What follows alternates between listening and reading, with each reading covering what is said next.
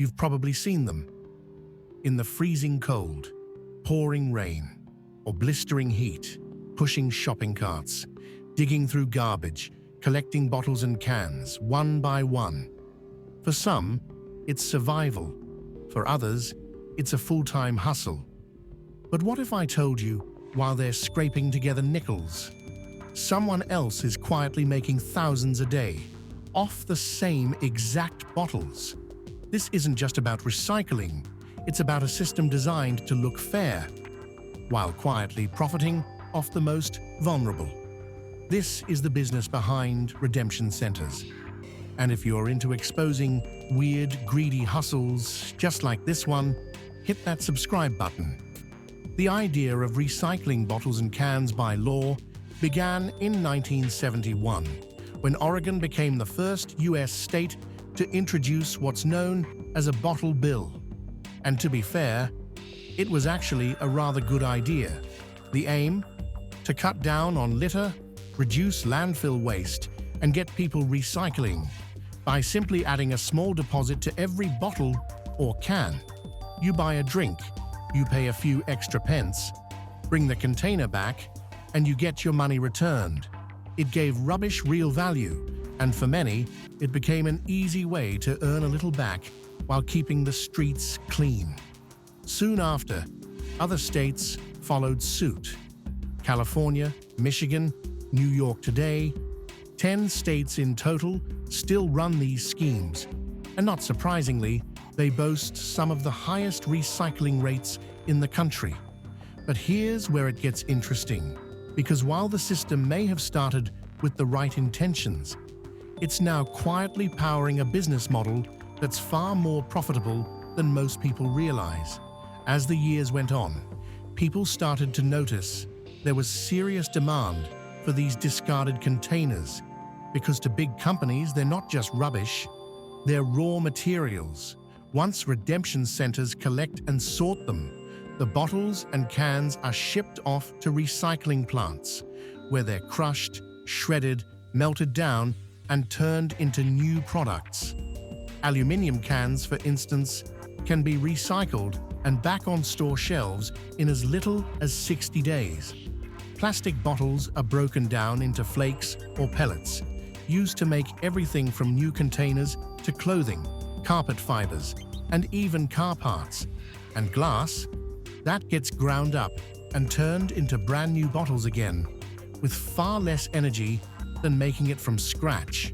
So while you're returning a bag of cans for a few quid, companies down the line are turning those same items into fresh inventory and making millions doing it.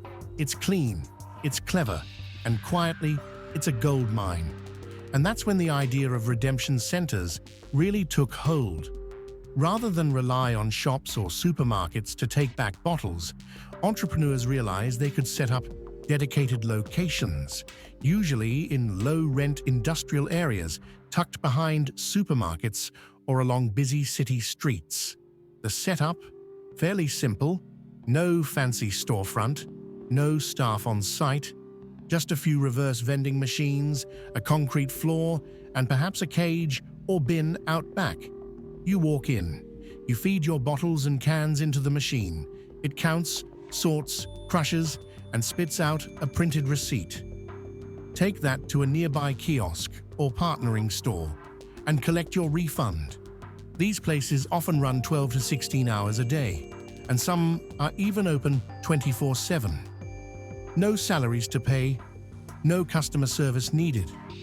Just a constant stream of people bringing in bags of recyclables and machines doing all the work. It's low overhead, high volume, and automated nearly end to end. And with millions of containers flowing through every month, it's no surprise redemption centers quietly became one of the most profitable parts of the recycling chain. Now then, let's talk numbers, because this is where things get rather revealing. When you return a bottle or a can, you'll typically receive 5 to 10 cents, depending on the state you're in. Seems fair enough, doesn't it? But here's the clever bit.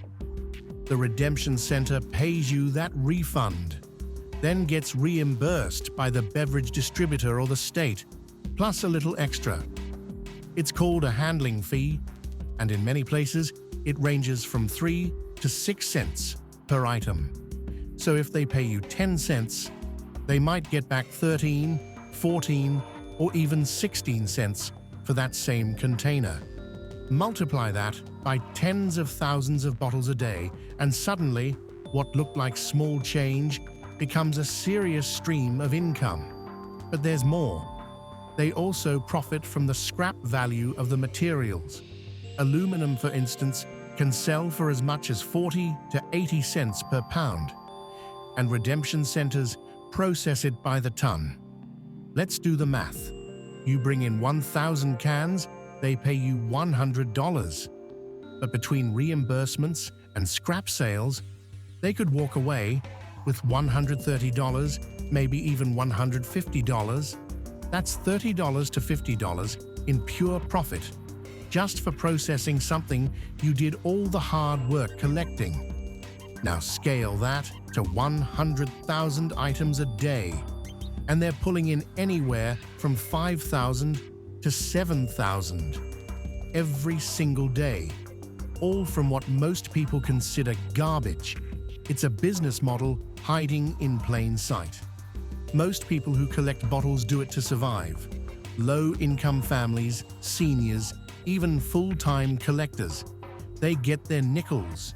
But the center, they get the nickels, the bonus, the scrap, and the volume. It's a business built on the backs of the broke, with margins most small businesses would dream of. So, next time you drop off a bag of bottles, just know you're feeding a quiet economy that turns your trash into daily profit. You get 5 cents, they get thousands. Is it fair or just business? Drop your thoughts in the comments.